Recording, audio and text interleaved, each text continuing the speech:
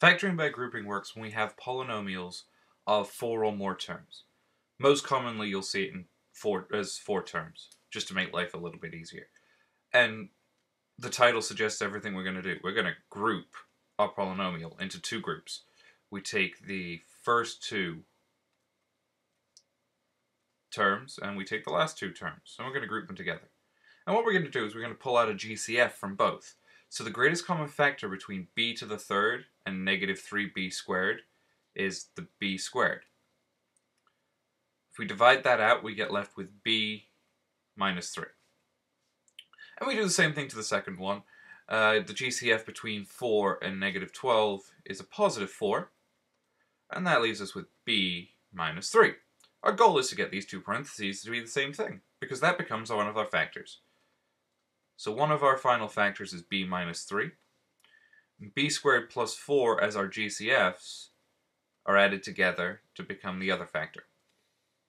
And here becomes our factored form of our original polynomial. We can use factoring by grouping if there's less than 4 terms. We just need to turn the trinomial into a polynomial with 4 terms in it.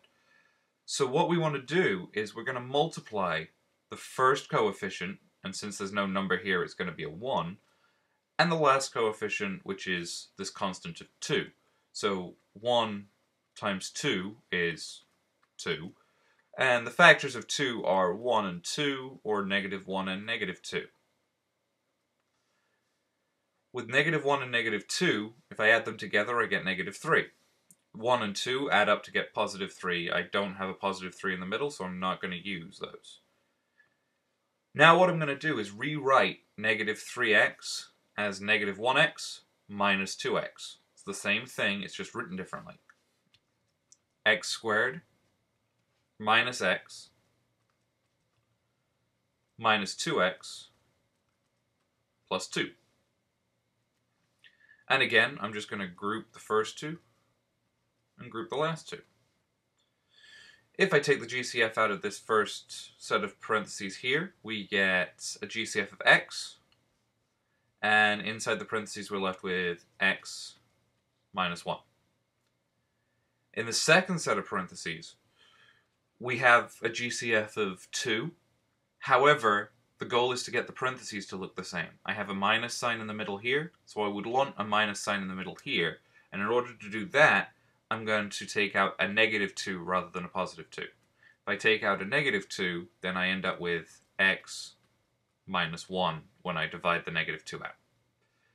And my factored form becomes the 2 sets of parentheses, x minus 1, and the GCFs, x minus 2.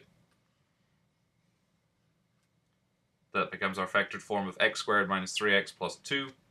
And this will come in handy later on in the course when we start looking at rational functions and trying to cancel things out of fractions. We could also do this using something called the box method. And the box method is really the same thing as factoring by grouping, it just looks slightly different.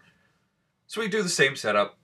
We take the first coefficient 5, multiply it to the last coefficient 6. 5 times 6 is 30. And we want factors of 30 that add up to 31. In this case, 30 and 1. Rewriting that middle term, instead of writing it as a line, we're going to group it all together in a box. We take the first term and put it in this top box. We take the last term and put it in this bottom box. And then these two, with an x attached, can go in either of these 2 boxes. It doesn't matter which way around they go. I'm going to put the 30x up here and the 1x down there, but you really could put them in the other way around and you're going to get the same result. We now take a greatest common factor of each row and each column. So the greatest common factor of this top row is 5x. This bottom row is positive 1. This column here is x, and the GCF for this column here is a positive 6. So your factors are now written on the outside of the box.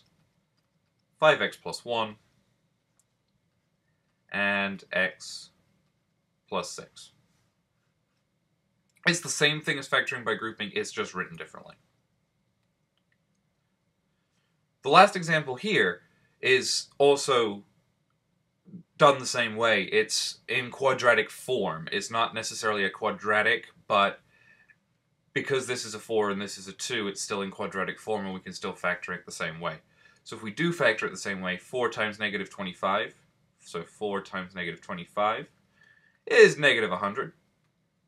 Factors of negative 100 that add up to 48. This is where people start struggling and go, well, I don't know which numbers to use. The way you could do it is just start listing them pairs off until you find a pair that add up to 48. I usually start with the 1 and 100 and then go to 2, 3, 4, so on and so forth. So we either have 1 and negative 100, which is going to add up to negative 99, so that's not it. Negative 1 and 100, positive 100, that's positive 99, so that's still not it. 2 and negative 50, that's negative 48 if I add them together, so we're close. If I make it a negative 2 and a positive 50, they add up to 48. And I'm going to do this linearly by factoring by grouping again.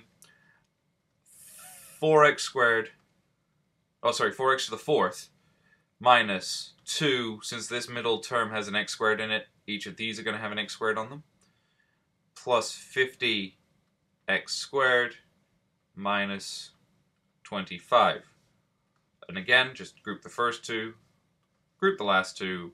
Pulling out the GCF here, we've got 2x squared, and that leaves us with 2x squared minus 1. The GCF here is 25, so we take out a positive 25, and that gives us 2x squared minus 1. So our factors are 2x squared minus 1